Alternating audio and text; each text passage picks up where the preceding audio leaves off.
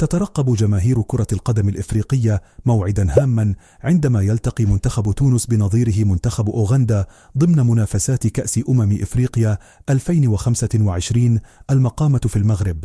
ستقام المباراة يوم الثلاثاء 23 من ديسمبر 2025 في الجولة الأولى من دور المجموعات للمجموعة الثالثة، وتنطلق صافرة البداية في تمام 8 مساء بتوقيت غرينتش، 9 مساء بتوقيت المغرب وتونس، 10 مساء بتوقيت القاهرة ومصر.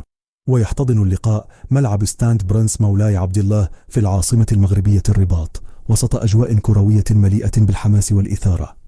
وستنقل المباراة مباشرة عبر قنوات BN سبورتس بالإضافة إلى شبكات أرياديا وكانال بلس أفريقيا ونيو وورلد تي في حسب المنطقة الجغرافية. قمة عربية إفريقية ينتظرها عشاق الكرة بين طموح منتخب تونس وإصرار منتخب أوغندا في بداية مشوارهما نحو المجد القاري.